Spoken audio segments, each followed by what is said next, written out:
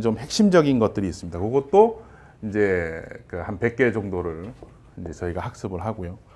그리고 나서 기본적인 그러면은 이제 어떤 그 문장의 그런 구조랄까 이런 거는 이제 연습이 된다고 볼 수 있습니다. 근데 이제 뭐가 이제 문제가 되냐면은 그 중간중간에 이제 중요한 한자다라고 하면서 이제 가끔씩 설명하는 것들 있지 않습니까? 그래서 이제 뭐 허사라고 이제 흔히 얘기를 하는데, 그래서 그 허사의 그런 쓰임이나 이런 것들을 한번 모아가지고 또 정리를 한번 합니다. 그렇다고 전부 다는 아니고 아주 기초적인 거죠. 그래서 허사에 대한 거. 그리고 또 하나는 저희가 하는 게 뭐냐면은 수거에 대한 것들이 있습니다. 뭐 어느 나라든지 뭐 말에는 수거가 있겠죠. 그 수거에 해당하는 거 합쳐가지고 이것도 한 100개 정도를 학습을 합니다. 요러면은 기본적인 어떤 그 한문 번역의 기초적인 거는 어느 정도 완성이 됐다 이렇게 볼 수 있거든요. 이게 이제 독해 첩경의 일부분이 해당하는 부분입니다. 이게 이제 여기서 나온 그 내용이나 이런 것들은 기초서, 그러니까 전에 말씀드렸듯이 사자, 소학, 추구, 계목, 명식모감, 그리고 이제 사서를 중심으로 해서 뽑았거든요. 그래서 거기에 내용들이 거의 98% 정도가 됩니다. 그 외에 뭐 동문선이나 이런 것들 조금씩 들어가는 것들이 있습니다. 그래서 그 정도면은 우리가 항상 공부한다라고 하는 책에서 기본적인 것들은 뽑았다라고 볼 수 있습니다. 그리고 나면은 이제 조금 더 전문적으로 이제 들어갈 수가 있거든요. 이제 독해 첩경 2에 이제 들어가게 되면 맹자부터 하게 됩니다. 이제 맹자를 하는 이유가 이제 전에 한번 말씀드렸습니다만, 논어는 그 공자님이 뭐라고 한마디 툭 던져놓으면 이제 제자 중에 똑똑한 애는 알아듣고 똑똑하지 못한 제자는 잘 못 알아듣습니다. 그러면 그게 무슨 말이야? 그러면은 내가 말해줄게 막 이러면서 이제 그 제자 중에서도 이제 선임 제자 그 정도 되는 사람이 이제 얘기를 막 해줍니다. 그러면 그런 말씀이구나 이렇게 이제 알아듣거든요. 근데 맹자님은 좀 다릅니다. 뭐라고 물어보면 그거를 완벽하게 이해할 수 있도록 논리적으로 설명을 해주는 스타일입니다. 그래서 비유의 방법도 굉장히 많이 쓰시고요. 그래가지고 그걸 이해할 수 있도록 논리적으로 설명을 많이 하다 보니까 그 문장 자체를 번역을 이렇게 쫙 해보면 굉장히 논리적인 글이거든요. 그래서 그 문장의 어떤 독해 능력을 키우는 데는 굉장히 좋습니다. 그래서 그 맹자를 보다가 맹자를 뭐 천독을 했더니 물리가 났다. 뭐 문장 독해 능력을 완전히 이제 얻었다. 이렇게 얘기하시는 분들이 이제 옛날에 계셨거든요. 지금이야 뭐 천독하겠습니까? 도저히 못하죠. 예. 맹자 처음 공부하러 가가지고 이제 수강을 한번 들었었는데 못 알아듣겠더라고요. 처음 듣는데 한 5번 반복해서 들으니까 그 정도 돼서야 겨우 이제 좀 알아듣기 시작하고, 그때는 또 강의 스타일이 그냥 쭉 읽고 쭉 또 번역하고 그냥 가는 겁니다. 그러니까 적응이 안 돼가지고 참 힘들었거든요. 그래서 저희가 맹자 그 다음에 들어갈 때는 이제 첫 번째 앞부분에 이제 대략 한 100개 정도의 그 문장 단문들을 학습을 합니다. 그 단문이 이제 주로 그 허사 이 패턴에 대한 거는 뭐 기본적인 거는 했으니까, 그 다음에 이제 허사에 대한 것들을 이제 아주 많이 쓰이는 것, 또는 많이 쓰이는 것도 이제 기본적으로 이렇게 쓰인다라고 설명을 하지만 그 외에 이제 잘 쓰지 않는 거, 맹자야 보다 보니까 요게 나왔는데 이건 도저히 뭔지 모르겠다, 이런 것들이 조금씩 있습니다. 그래서 그러니까 용자 같은 경우가 이제 요게 그 써이자처럼 쓰이는 경우도 한 번 있거든요. 그래서 우리가 이제 가능득족 설명할 때 가끔 나오는 얘기인데, 그 가능득족에 해당하는 말 하나 붙고 그 다음에 용자가 쓰였을 때 얘가 그 써이자의 용법으로서 쓰이는 경우가 있습니다. 이런 것들이 나오게 되면 해석이 이제 안 되죠, 사실은요. 그래서 그런 것들을 쭉 모아가지고 한 100개 정도를 학습을 합니다. 그럼 맹자에서 그 기본적인 것뿐만 아니라 잘 안 되는 것들도 전부 다 뽑아서 그 단문으로는 본다라고 보시면 됩니다. 그리고 나면은 이제 저희가 중장문을 학습을 합니다. 이거는 이제 이야기를 전체적으로 쫙 그 공부할 수 있게 하거든요. 그러니까 그거는 맹자가 뭐에 대해서 설명을 한다 그러면 논리적으로 쭉 얘기를 하기 시작하는 거를 처음서부터 끝까지 내용 중심으로 볼 수 있게 되는 거죠. 내용 중심으로 그 맹자를 보게 되는 겁니다. 그러면 맹자 전체의 내용 중에서 대략 한 반에서 뭐 심하면은 3분의 2까지는 안 되겠습니다. 하여튼 반 정도까지는 이 학습을 통해서 그 공부를 다 하시게 됩니다. 그러고 나면 나머지 문장은요, 기본 패턴하고 요거가 있기 때문에 그냥 읽으면서 쭉 해석하면 그냥 해석이 다 되실 겁니다. 그러면 맹자가 사실은 완성이 됐다라고 볼 수 있는 거죠. 그 이후에 맹자를 어디 가서 듣든지 한번 딱 듣기만 하면은 맹자가 뭐 이해가 되는 그 정도 수준이 될 겁니다. 그 이후에 이제 맹자 가지고 이제 아직은 물리가 안 났다 싶으면 이제 3으로 이제 넘어가겠죠. 그러면 똑같은 패턴으로 이제 논어를 이제 공부를 하게 되는 겁니다. 논어를 공부하게 되고 이런 식으로 하다 보면 그 이후에도 사실은 이제 계속 만들어질 겁니다. 이건 이제 그 역사서라고 하면 역사서만으로의 어떤 특성이 있거든요. 특성. 물론 이제 이런 그 여기 맨 처음에 했던 것들이 이제 맹자라던가 이제 논어라던가 이런 철학서에 가까운 쪽이기 때문에 어떤 철학서의 어떤 특성에 대한 학습이 되는 거고요. 그 이후에 뭐 역사서라던가 뭐 다른 글이라던가 이런 식의 각 그 문사철에 해당하는 그런 특성에 맞춰 가지고서 이제 학습을 하게 되면 이제 차곡차곡 그런 능력들이 키워지게 되면 모든 문장에 대한 해석 능력이 사실은 키워진다. 이렇게 볼 수 있는 거죠. 그래서 이런 과정을 거쳐서 어쨌든 뭐 왕도는 없지만 첩경은 있도록 한번 해보자라는 게 기본 그거거든요. 그래서 지금은 이제 여기 맨 위에 지금 하고 있는 거니까, 예, 지금은 이제 좀 기초적으로 그렇게 좀 살펴보시면 되겠습니다. 강의하시는 분들의 이제 특성에 따라서 같은 교재라고 하더라도 이제 이 패턴을 학습하는 방법이나 이런 것들이 조금씩 다를 수 있습니다. 저는 이 패턴에서 가장 중요시 여기는 게 뭐냐면은 기본 구조를 항상 강조를 하는 거거든요. 그래서 차례대로 항상 그래서 적어 놓는 게 뭐냐면 차례대로 해석이 되는 경우가 뭐냐. 그래서 수식, 주술 관계. 그 다음에 거꾸로 해석이 되는 경우가 뭐냐? 술목, 술보 관계다. 그리고 병렬 관계가 있다. 요걸 항상 저는 적어놓고 시작을 하는 이유가 그겁니다. 그래서 이 패턴을 꼭 익히셔야 된다라고 얘기를 말씀드리는 거고, 그게 이제 이 패턴 순서가 되는 거죠. 번역하는. 그래서 이거를 기본으로 해가지고 문장으로 보면 주어 다음에 당연히 뭐가 나오나요? 서술어가 나오지 않습니까? 그죠? 그래서 서술어. 그 다음에는 뭐가 나오죠? 목적어가 나오게 되는 겁니다. 목적어. 그 다음엔 보어.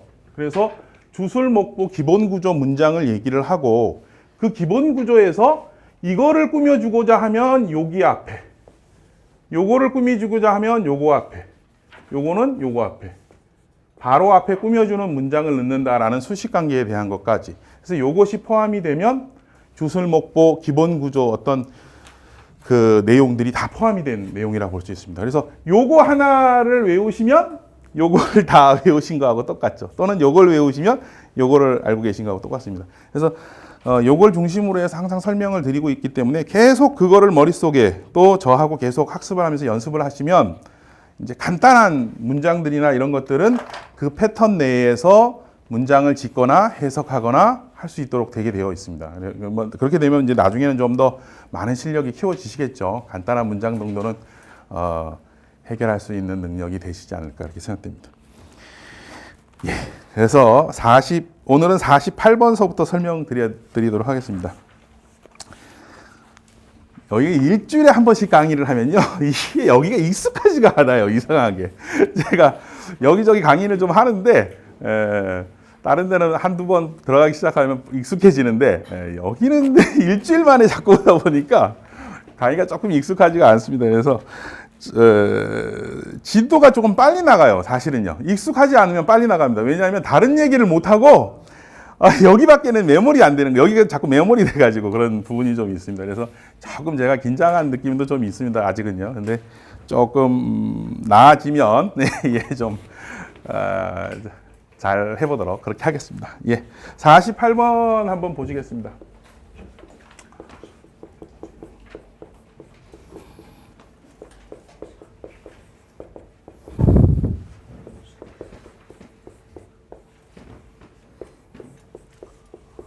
자, 48번에 보면 이제 자로, 문사군이라고 되어 있습니다. 자로라는 식으로 이렇게 어떤 개념어 또는 인명 이런 식으로 되는 말들은 이제 딱딱딱 좀 눈에 보이셔야 됩니다. 그래서 그런 것들은 따로 보셔야 되고요. 그래서 사람 이름이다라는 거 알 수 있고요.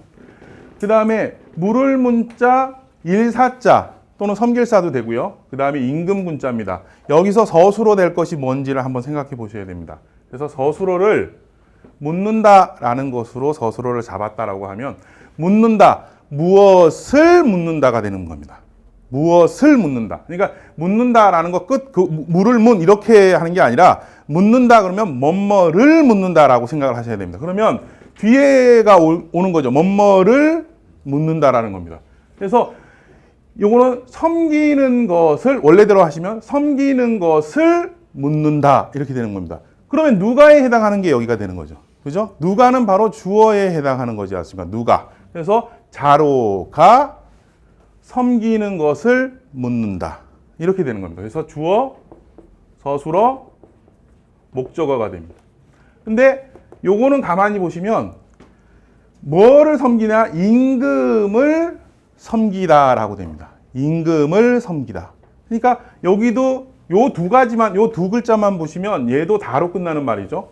서술어입니다. 뒤에 있는 말, 섬기다, 뭐뭐를 섬기다가 되죠.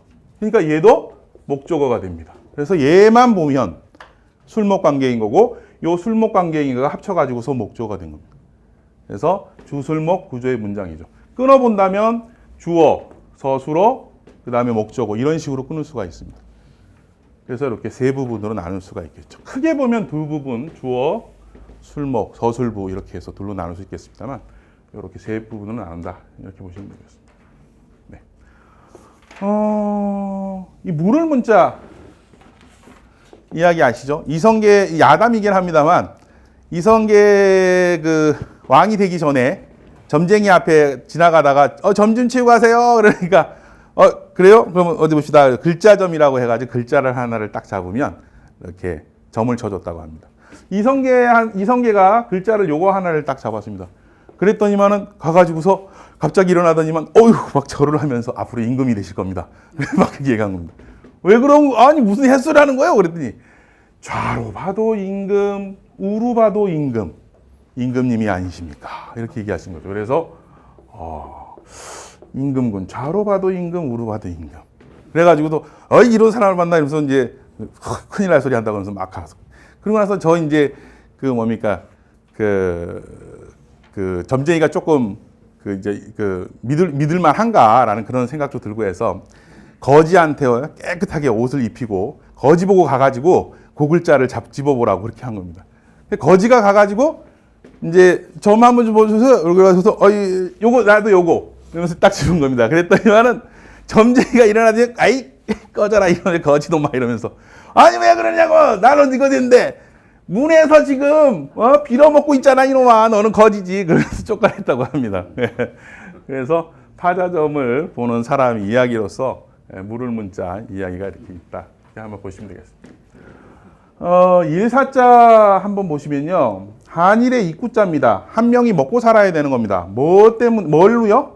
요건 손입니다. 손 항상. 그래서 연장 잡고 일한다. 그래서 일사자 된다 말씀드렸고요. 요거는 마찬가지로 손이죠.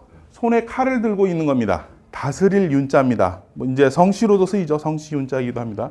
다스리는데 입으로 명령 내리시는 분이니까 임금님이시죠. 그래서 임금군 이렇게까지 알아두시면 좋겠습니다. 글자 설명은 손주분들 나중에 설명할 때 그렇게 얘기해 주시면 아이들을 외우기 좋습니다.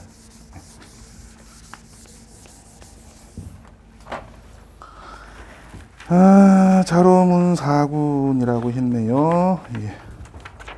자로는 저번 시간에 말씀드렸듯이 나이가 공자님하고 9살밖에 차이 나는 분이 아닙니다. 그래서 제일 나이가 많으셨고요. 그래서 선배 그룹에 해당한다. 그래서 아우제자 말씀드렸죠. 그래서 아우제자에 해당하는 선배 그룹에 해당하는 팀이었고 그 다음에 자식뻘 되는 40살 그룹 후배라고 그랬죠. 그래서 선배와 후배를 합쳐가지고 제자라고 한다 이런 식으로 말씀드린 적이 있습니다. 그래서 거기에 자로라는 분이 가장 대빵이셨던 그런 분이시라고 보시면 되겠습니다. 49번 또 보시게 되네요.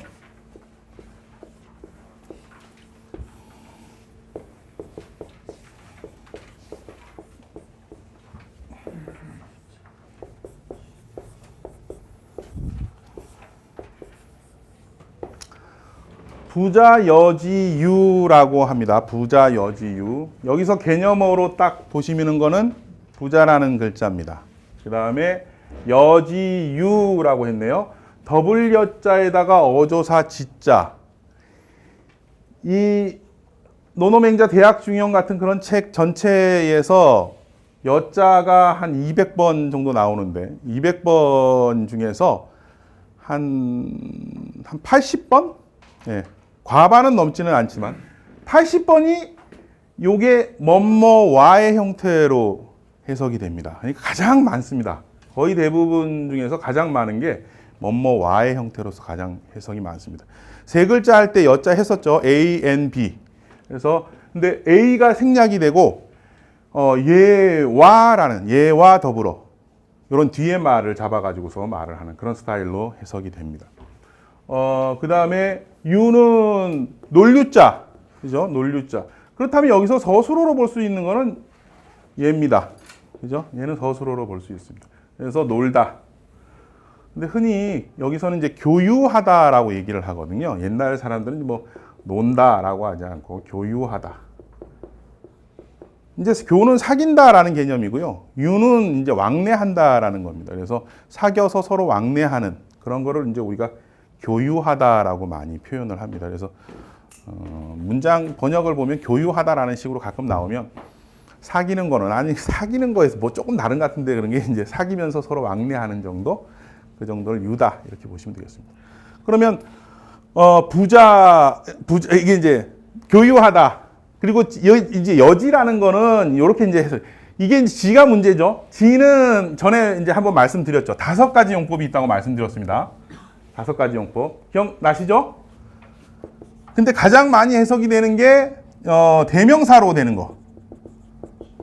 그 다음에 두 번째는 관형격 조사라고 그래가지고 뭐뭐의, 그죠? 그래서 관형격 조사로서 뭐의 뭐뭐한 요 2가지 중에 하나입니다. 근데 여기서도 마찬가지로 대명사로서 그것이라는 뜻으로서 쓰였습니다. 그와 더불어, 그죠? 그와 더불어 교유하였다. 누가? 주어는 앞에 있어야 되지 않습니까? 부자가 그와 더불어 교유하였다. 이렇게 됩니다. 그죠? 그래서 서술어 앞에 주어가 있는 형태로 보시면 되겠습니다. 여지는 보통 요 앞에 놓입니다. 누구와 더불어 뭐뭐하였다라고 하면 여기 앞에 놓이고 서술어가 뒤에 나오는 그런 형식으로서 쓰입니다. 그렇게 보시면 되는데 부자라는 말은 누구냐라고 얘기를 해야죠. 부자는 선생님 정도의 느낌입니다. 그래서 옆에 보시면은 뭐 덕행이 높아서 모든 사람이 스승으로 될 만한 사람, 높임말, 선생님 정도라고 보시면 됩니다. 논어에서 부자께서 어쩌고 하면 공자님이시고요.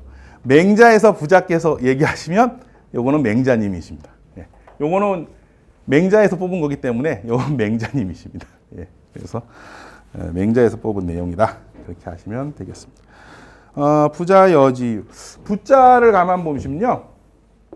원래 남편 부자라고 하지 않습니까? 그죠? 남편 부자. 하늘 천자보다도 더 튀어나와 있으니까 남편이다. 이렇게 옛날에 서당 선생님이 말씀하셨는데 그런 거는 아닌 것 같고요. 큰 대자에다가 여기 이제 동곳. 그래서 결혼하면 왜 머리 꽂지 않습니까? 그거 하면 남편이 된다. 그래서 남편 부자. 이렇게 된다. 아시면 되겠습니다. 요 동곳 잃어버리면 이를 실. 이렇게 되겠죠? 더블 여자는요. 여기 글자가 좀 복잡을 하지 않습니까? 그죠? 이게 손입니다. 요게 항상. 요거 손입니다. 왼손, 오른손. 그죠? 그래서 왼손, 오른손으로 잡고 주는 겁니다. 우리 형님이 그러죠? 5개만 먹어라. 그럼 5개만 주십니다. 아유. 이게 5개만 줘! 왜? 하나 더 줘! 하나 더 줍니다. 그래서 받아가지고서 주더라. 그래서 줄려. 그렇게 외우시면 쉽게 외우실 것 같습니다. 논류자도 가만히 생각해 보시면요. 이게 모방자입니다. 모방자라는 건 네모지다, 각지다라는 뜻이거든요. 여기서 사람이 가서, 그죠? 자식들과 하고 같이 가서 노는 곳. 그래서 논류. 이렇게 외우시면 되겠습니다. 옛날에 그렇게 외웠었습니다. 제가 그렇게 외웠습니다.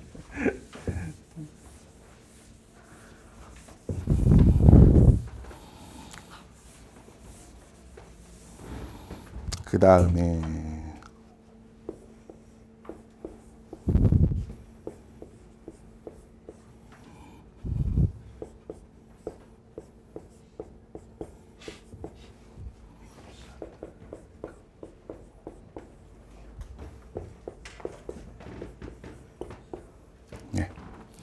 입산 금호이라고 됐네요. 입산 금호이.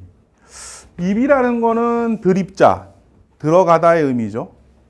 산산자, 산. 그 다음에 요거는 사로잡을 금자입니다. 사로잡을 금. 범호, 시울이, 쉽다. 서술어가 될 게 굉장히 많아요. 강한 부분요.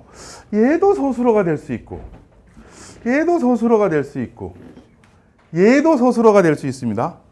그럼 이제 부분으로 나눠서 보셔야죠. 이렇게 보시니까 들어가다, 어디에 들어가다 하지 않습니까? 그리고 산에 들어가다, 술보 관계입니다. 그죠? 사로잡다, 뭐뭐를 사로잡다, 호랑이를 사로잡다, 술목 관계죠. 쉽다. 그럼 문장 만들어지죠? 산에 들어가서 호랑이를 잡는 것은 쉽다. 그렇다면 얘가 전체의 서술어입니다. 그죠? 이 문장 전체의 서술어. 그리고 얘가 주어가 되는 거죠. 산에 들어가서, 물론 여기서 이제 문장 하나 끊어지겠습니다. 산에 들어가다. 산에 들어가서 호랑이를 잡는 것이 쉽다. 그러니까 얘가 주어가 되는 거죠. 그죠? 그래서 주술 관계. 요거 하나하나는 술목이나 술보 관계로서 연결이 됐다. 이렇게 보시면 되겠습니다. 산에 들어가서 호랑이를 잡는 건 쉽다. 쉽다. 진짜 쉬운지 모르겠습니다. 이 글자를 좀 잘 보셔야 되는데요. 쉽다라는 뜻으로도 쓰이지만 바꿀 역자로도 쓰입니다. 그래서 무역하다 할 때 역자로도 쓰입니다. 근데 혼자 쓰이는 거는 요 모양입니다. 근데 다른 거하고 붙어서 쓰이는 경우에는 여기 하나가 더 있습니다. 모양이. 그러니까 혼자 이게 간혹 요거하고 이제 헷갈리시는데 여기 앞에 뭔가가 들어가면은 얘는 한일자가 있다라고 생각을 하시고 혼자 쓰이면 없구나 이렇게 생각을 하시면 됩니다. 그래서 얘는 사실 그 햇빛이 빛이 이렇게 비치는 모습이거든요. 그래서 원래 그런 모습입니다. 그래서 이렇게 되면 뭐 마당 장자가 되는 거죠. 그죠? 근데 만약에 요게 아니고 언덕 부자가 들어가게 되면 변양자가 되지 않습니까? 그죠? 언덕에서 햇빛이 촥촥촥 비치는 거. 변양자. 그래서 그런 차이가 있다. 그렇게 한번 좀 알아두시면 되겠고, 사로잡는 거야 뭐 손으로 잘 사로잡으면 되겠네요. 범호자는 타잔이 부르면 언덕에서 7마리 잡아먹던 놈, 다리 달린 놈이 막 뛰어오죠. 그래서 얘가 범입니다. 그래서 범호자 이렇게 외우시면 되겠습니다. 산에 들어가서 범을 잡는 것은 쉽다. 그러면 어려운 점은 뭐라고 생각을 할까요? 입을 열어서 남에게 뭔가 부탁하는 말은 어렵다. 부탁하는 일은 어렵다. 그러면 입을 열어야 되지 않습니까? 그죠? 그럼 입을 열다라는 거 뭐죠? 그렇습니다. 개구가 되겠죠. 열겠자. 입을 열다. 똑같은 구조입니다. 입을 열다. 술목관계. 입을 열어서 남에게 부탁하다. 부탁하다라는 거는 고자를 씁니다. 알릴 고자가 부탁하다라는 의미로서도 쓰이거든요. 그래서 고. 남에게 부탁하는 거는 사람인 자를 쓰면은 남이라는 의미 들어간다고 하지 않았습니까? 그죠? 그래서 고인 이렇게 하면 되고. 그 다음에 쉬울 이자의 반대말은 어려울 난자죠.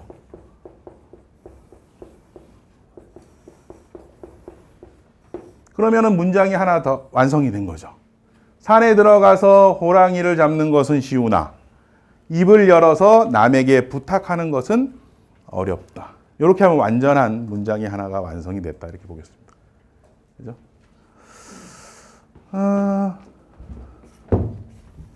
아이들 가르칠 때 제일 재미는 아니지만 여러 가지 글자로서 얘기할 수 있는 게 문문자 안에 뭐가 들어가느냐. 그죠? 입구자가 들어가면 입으로 물을 문. 그죠? 그 다음에 귀자가 들어가면 귀로 들을 문. 그죠? 들을 문.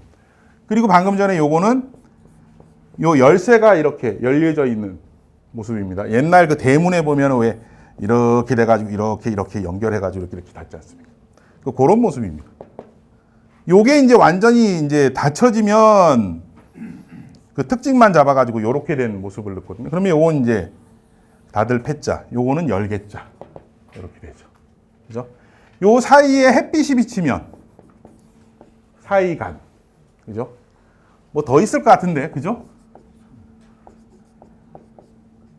요 모양 들어가면 빗장관. 요 모양이죠. 요거 문에. 요 모양입니다. 빗장관. 그죠? 예. 그래서 뭐가 들어가느냐 해가지고서 여러 가지 글자 연결돼가지고 예, 아이들한테 설명을 해준 적이 있었습니다. 그래서 고인난이다 그랬네요. 어려울 난자 있습니다. 요것도 사실은 헷갈립니다. 사실은 굉장히 헷갈리는 거. 뭐 어지러울 난자하고도 헷갈리기도 하고 막 그러거든요. 그래서 비읍 터진 컵으로 물을 먹으려고 하는 거죠. 누가 먹습니까? 입으로 먹는 거죠. 코로 먹는 사람은 없으니까. 몇 명이 먹냐면 꼭 2명이 먹습니다. 혼자 먹으면 안 됩니다. 근데 꼭 방해하는 애가 있어요. 새가 방해하러 옵니다. 그래서 먹기가 어려운 겁니다. 이소부가도 생각나더라고요. 주둥이가 긴 놈하고 짧은 놈이 뭐 물을 먹으려고 할 때 요렇게 된 거 먹느냐, 접시에 된 거로 먹느냐. 어려울 난자. 그런 이야기도 기억나고요. 그래서 연결해서 얘기하면 어려울 난자는 좀 쉽지 않겠나 싶습니다. 뭐 문장 구조 설명 다 드린 것 같고 그 다음 문장이 과전불람리입니다. 과전불람리. 요거는 좀 정확하게 풀이를 좀 아셔야 될 부분이 좀 있습니다.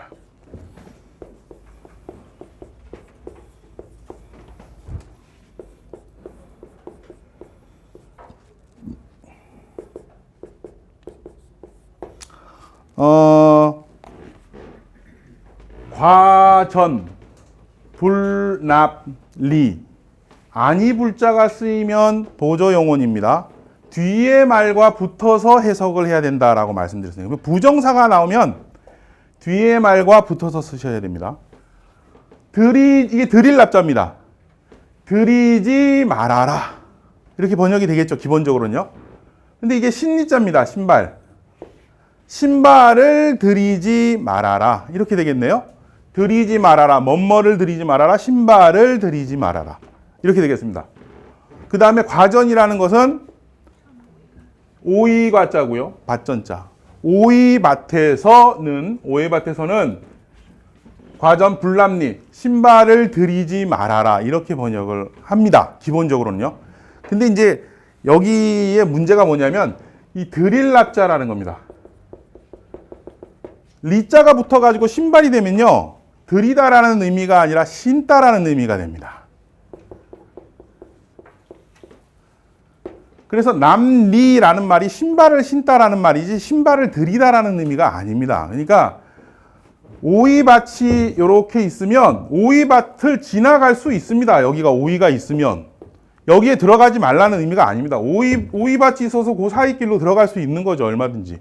그런데 여기서 들어갈 수는 있지만 신발을 고쳐 신지 말라는 겁니다. 신발을 신으려면 이제 이렇게 숙여야 되니까요. 그런 의미에서 과전불납리인 겁니다. 그래서 드리다라는 개념이 아니고 신발을 신지 말라라는 의미로서 쓰인 겁니다. 이게 간혹 이제 선생님들마다 신발을 드리지 말아라 이렇게 말씀해 주시는 분도 계십니다. 근데 명확한 의미는 신발을 신지 말라가 맞는 표현입니다. 네. 그러면 과전불납리. 오이과자는 뭐, 요 오이 하나 있네요. 그죠? 아들 자자 붙으면은 외로울 고. 혼자 있잖아요. 그죠? 그러니까 얘는 외로울 고자가 환가고독이라고 하지 않습니까? 불쌍한 사람들. 저는 뭐 아시겠고, 불납, 드릴 납자. 안으로 드린다. 신발 신는다. 요 신리자. 예. 요거는 뭐 다시 복자, 돌아올 복자. 이건 주검시자인데 집이라는 의미도 있죠. 집에 돌아온다. 신발 신고 돌아온다. 그렇게 외우시면 될 것 같습니다. 과전불람리. 근데 이거 과전불람리만 하나만 아는 경우가 없지 않습니까? 이하부정관도 있지 않습니까? 그죠? 이하부정, 그거 같이 해야 됩니다. 그래서 어쩔 수 없이. 부정, 이하, 부, 정. 그죠? 관. 이렇게 되죠. 이하부정관하고 같이 하셔야 돼요. 과전불람리, 이하부정관이지 과전불람리 이걸로 끝내는 경우는 없어서 하나 더 하겠습니다. 이하부정관입니다. 이하. 똑같은 구조이기 때문에 뭐 이렇게 보시면 되겠네요. 이하라는 거는 오얀리자죠. 예, 요즘은 뭐 자두리자라고도 합니다. 그래서 어쨌든 뭐 옛날 말로 그냥 오얀나무 아래에서는 부정관, 이게 각관자고요. 갓을 바르게 하지 말아라. 이것도 마찬가지지 않습니까? 오얀나무 있는데 그 옆에 그 밑에 지나가는 거는 얼마든지 지나가도 되죠. 근데 거기서 손을 올리지 말라는 얘기입니다. 신발을 신으려면 이렇게 하듯이 이렇게 똑같이 하면 안 된다는 겁니다. 그래서 아까 여기서도 신발을 고쳐 신지 말아라가 되듯이 여기서도 갓을 바르게 하지 말아라. 이렇게 되는 거죠. 그래서 이하부정관, 오얀나무 아래에서는 갓을 바르게 하지 말라. 이렇게 보시면 되겠습니다. 오얀나무 이자야 뭐, 이시성이 워낙 많아서, 예, 그렇게 아시면 되겠고. 바로잡을 정자를 가만히 보시면요. 여기 있는 게 묶을속자입니다. 요렇게 해서, 요렇게 되죠, 나무목. 예. 입에다가 나무로 이렇게 입단속 좀 해. 그러면 이제 묶을속이 되는 겁니다. 그 다음에 때려가지고 칠복자 바르게 만드는 겁니다. 그래서 가지런할 정자 이렇게 보시면 되겠죠. 예. 그 다음에 각관자네요. 가시야 뭐 덮어 쓰는 거죠. 누가요? 우두머리 같은 예, 그런 사람, 예, 으뜸되는 사람, 예, 마디촌, 예, 뭐 창 들고 있는 뭐 이 정도 이렇게 보시면 되겠습니다. 각관 그렇게 외우시면 좋겠다라는 겁니다. 좋겠다. 그래서 두 가지 과전불람리, 이하부정관 그렇게 보시면 되겠습니다.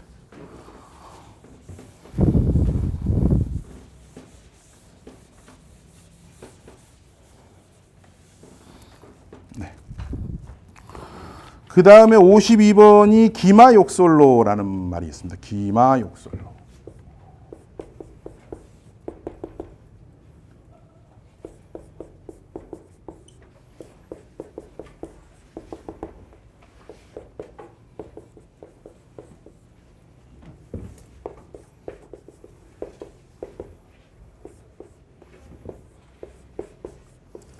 기마, 욕솔노, 욕솔로 이렇게 되네요. 하고자 할 욕자가 쓰였습니다. 그러면 뒤에 말 거느리고자 하다. 그죠? 거느리고자 하다. 거느릴 솔자니까요. 비율율도 됩니다만 거느리고자 하다. 이렇게 될 거다라는 거 알 수 있네요. 노비를 종노자죠. 종을 거느리다. 종을 거느리다. 얘는 목적어네요. 그러면요. 거꾸로 종을 거느리고자 하다. 서술어. 그죠? 기마라는 말은요. 말탈기자입니다. 서술어죠. 말을 타다라는 뜻입니다. 말을 타다. 예, 목적어죠. 우리 기마민족이라고 하지 않습니까? 그죠? 예, 그래서 말을 타다. 말을 타면 어떻다? 종 거느리고 싶다. 이렇게 되겠네요. 그죠? 그래서 기마 욕설로라는 말이 있습니다. 말탈기자는 자기 말을 그죠? 뭐뭐 할 수 있다라는 거지 않습니까? 말을 탈 수 있다. 말탈기자죠. 그죠? 말맞자의 말의 모습을 뭐 본뜬 거니까 할 말이 없습니다. 하고자 할 욕자는 요건 계곡곡이고요. 하품음자입니다. 계곡에 가가지고 하품하듯이 입을 벌리고 물을 먹으려고 하다. 그래서 하고자 할 욕자. 하고자 하는 마음은 욕심, 욕자가 되죠. 그죠? 솔은 뭐 거느릴 솔자인데 여기 밑에 보면 이렇게 묶여가지고 실로 묶여가지고 이렇게 거느리고 있다 이렇게 보시면 되겠고요. 요게 종노자입니다. 여자여의 손우자거든요. 그래서 여자가 손을 수고롭게 한다라고 해서 종이다라고 볼 수도 있고요. 여자 종을 손으로 잡고 있다 이렇게 묶여 있다라는 개념에서 종의 개념도 있습니다. 그래서 종노라고 보시면 되는데 이 종노자는 근데 남자 종을 뜻합니다. 여자 종은요. 예. 낮을 비자를 써가지고 낮을 비자를 써가지고 종비자, 계집종비라고 하지 않습니까? 그죠? 그래서 요거는 여자 종을 뜻하는 거고요. 요거는 남자 종. 옛날에 그 추노라고 무슨 저기 드라마 있었는데 거기 보면 이제 노 그러면 예. 그래서 노비를 쫓는가 추노 이렇게 있었습니다. 근데 제목을 들어도 이게 무슨 소리냐 이렇게 잘 모르는 사람들이 생각보다 되게 많습니다. 요즘 애들이요. 저기 누구냐 저기 무슨 아이돌 무슨 노래에 사자성어 하나 나오면요. 그게 무슨 소리인지도 모르고 따라합니다. 그러고 나서 나중에 배우다가 그게 그 소리였냐고 그렇게 말을 하는 경우가 있습니다. 그래서 그러면서 하는 얘기가 역시 우리 아이돌 오빠라서 그런 것도 잘 아나 봐. 막 이러면서 얘기하더라고요. 그래서 이 걔네들이 그걸 알아서 하는 거냐. 각 작사가가 한 거지. 그러면서 막 하는데 그런 것도 있더라고요.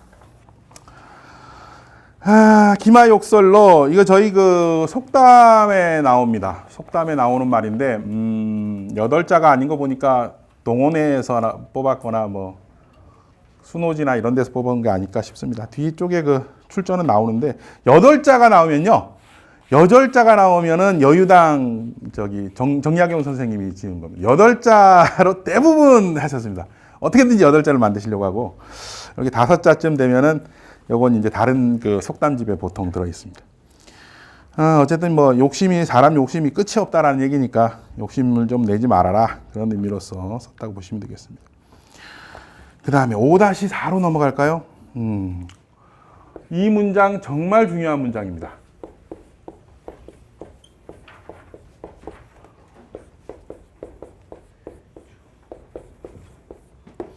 왜 중요하냐면요. 이 말 때문에 그렇습니다. 어자.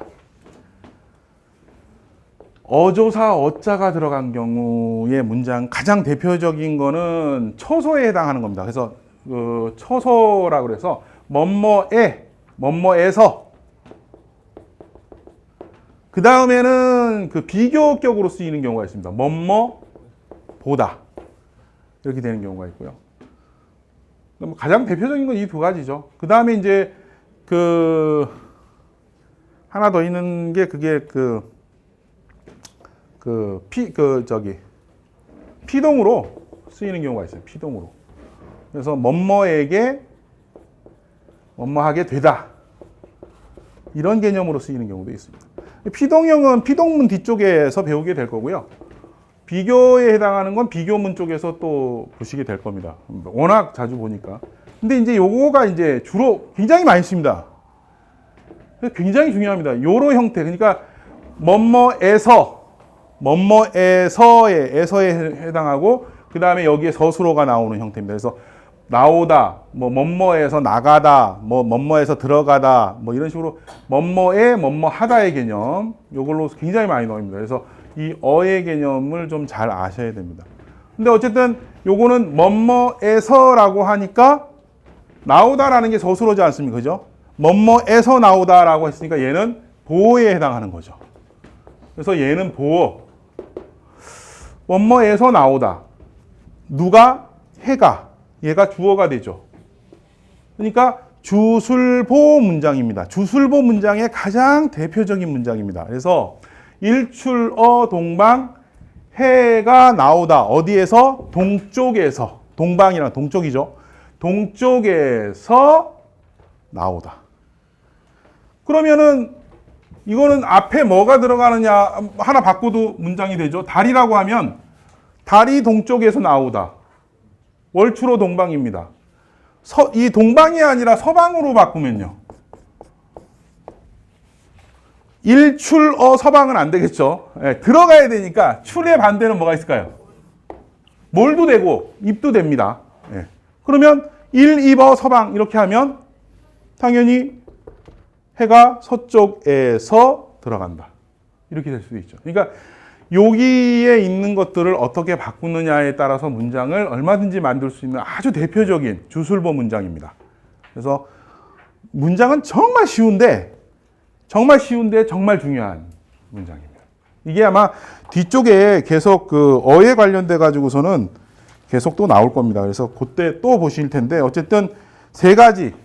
그래서 처소와 비교, 피동 요 정도는 좀 알아두시는 게 좋겠다. 뭘 하시면 피동은 또 필요 없습니다. 피동도 하지 마시고 처소하고 비교 정도만 요거만이라도 알고 계시면 되겠습니다. 뭐뭐에서라는 말은 뭐 에게에서 뭐 비슷하게 연결이 되기 때문에 그냥 그렇게 된다. 그냥 대충 보시면 되는데 처소하고 비교에 대해서는 중요하다. 이렇게 보시면 되겠습니다. 그래서 일출어 동방 해가 나오다. 어디에서 이렇게 되겠네요. 그죠? 그래서 해가 동방에서 나오다. 이런 식이 되겠네요. 그죠? 요거는 숫자를 꼭 한번 써보십시오. 이제 풀이를 해드리면요. 그 풀이를 하시면서 그 위에다가 이렇게 숫자를 꼭 한 번씩 써보십시오. 글자마다 이게 풀이 순서가 적혀지지 않으면요. 뭔가 해석이 잘못된 겁니다. 그리고 대충 해석한 겁니다. 한문을 처음 배우실 때 대충 번역을 하면요. 실력이 안 늡니다. 절대로 안 늡니다. 그래서 하나하나 꼬박꼬박 그 글자가 하나하나가 어떻게 쓰였는지 생각을 하면서 번호를 다 매겨보시는 게 좋습니다. 물론 뭐 조금 달리 번역해 보실 수도 얼마든지 있거든요. 근데 그렇다고 하더라도 본인이 그렇게 잘 해보셔야 됩니다. 이렇게 배우시고 나셔도 좋고, 배운 후에도 좋고, 꼭 그렇게 하십시오. 그 한마디 빼먹었네. 이 어자하고요, 같은 의미로서 쓰이는 게 어조사 우자도 있고요. 어조사 호도 있습니다. 그래서 요 세 개의 글자는 그냥 같은 글자다 이렇게 생각하시고 보시면 같은 용법으로서 쓰입니다. 그래서 용법으로 쓰일 때 한번 볼 때는 그렇게만 보시면 되겠다. 보시면 되겠습니다.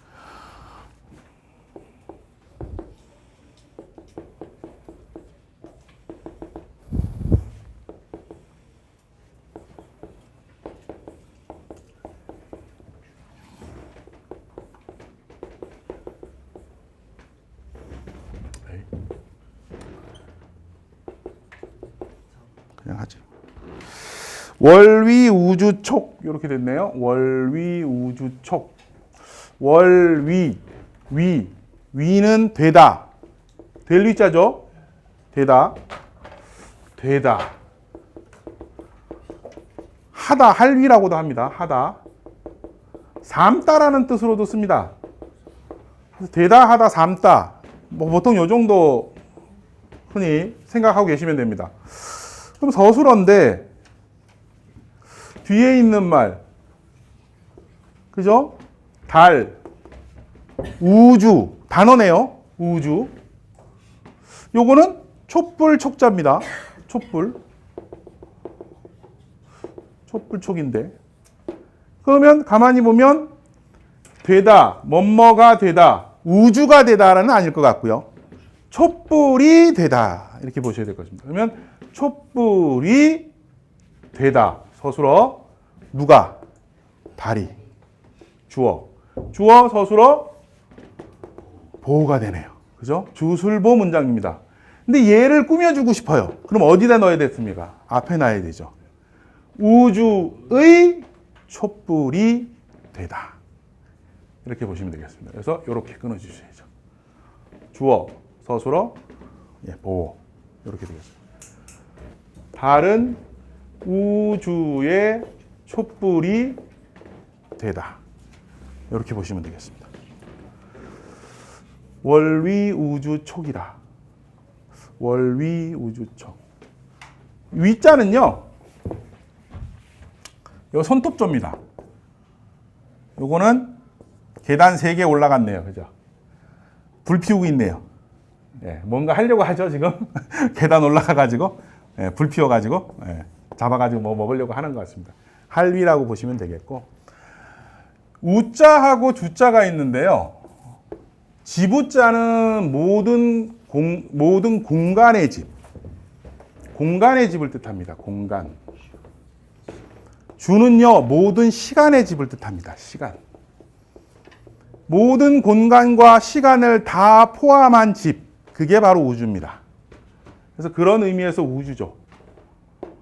그래서 누굽니까? 저기 정조 아저씨께서 그 도서관 만드셨지 않습니까?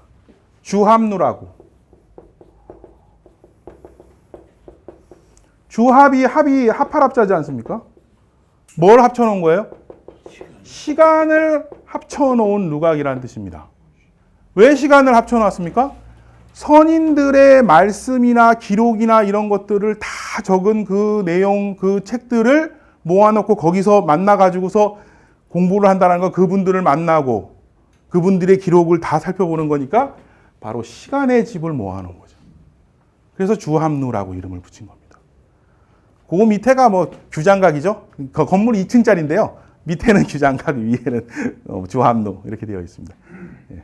나중에 주합루 한번 찾아가서 보시면 그렇게 되어 있습니다. 그래서 이름을 이렇게 짓는 이유도 다 그런 의미가 있습니다. 규장각도 마찬가지죠. 규자도 원래 뭡니까? 저기 별 중에서 규성이라고 그래가지고 모든 우리 세상의 글을 관장하는 그 별이 규성이라고 하거든요. 그래서 이규보도 그래서 그 규성을 따서 그 규자를 썼거든요.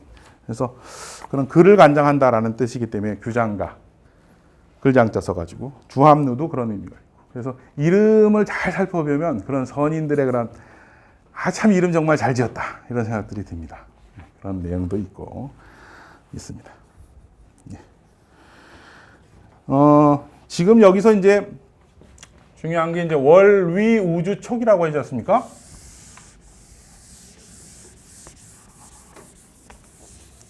근데 한문 문장에서 대를 이룬다라고 하면요, 요 위자가 되다라고 번역이 되지 않습니까? 그죠?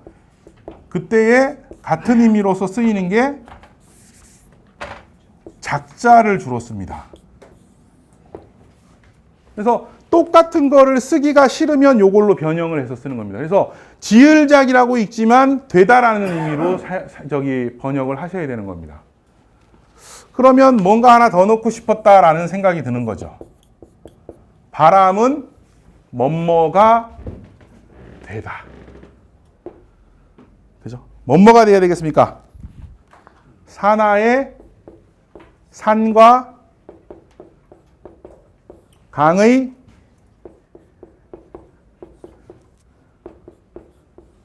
북이 되는 거죠. 북고자. 바람은 산하의 북이 되다. 문장이 참 좋습니다. 그죠? 모르는 글자는 하나도 없는데 참 기가 막히게 좋습니다. 바람은 산하의 북이 되다. 요게 중요한 겁니다. 요거. 여기서.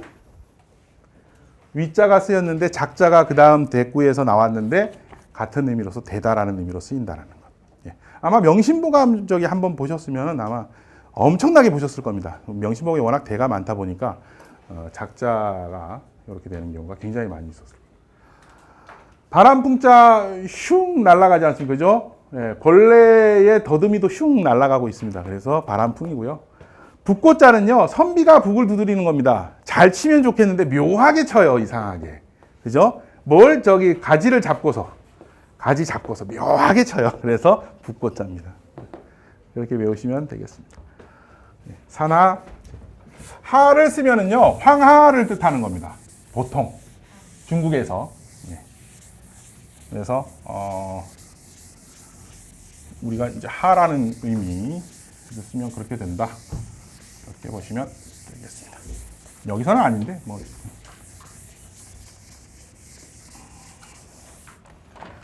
또 나올 일이 있을 테니까 또 한번 오늘은 조금 쉴까요? 이제 예.